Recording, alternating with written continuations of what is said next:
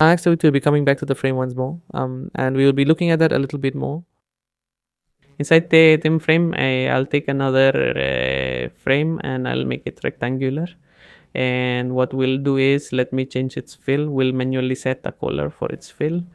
And now in the outer frame, because it wasn't on any frame, understanding this will become much better. For now, we have properties.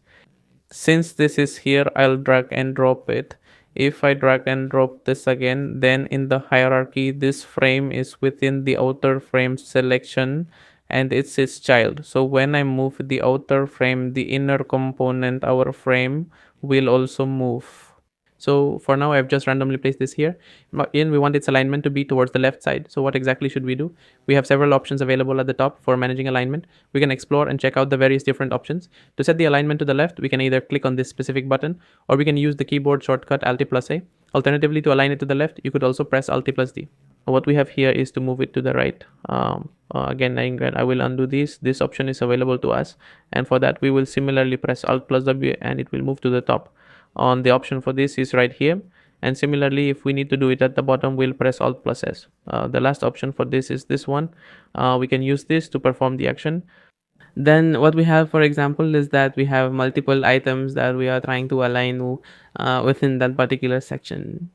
For example, we want to align them, that this item we have for steady should be vertically aligned. So for that, what will we press? Some alternate V, sorry, we'll press alternate H and they will be horizontally aligned. Sorry, my mistake. They will be horizontally aligned. And similar items, for example, we want that the items we have to align what we have for T and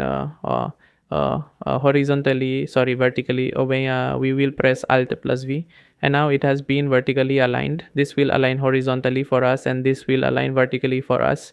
For horizontal alignment, we will press Alt plus H, and for vertical alignment, we will press Alt plus V, or we can utilize both these icons. For the time being, of course, the area of the individual's position is listed here with us.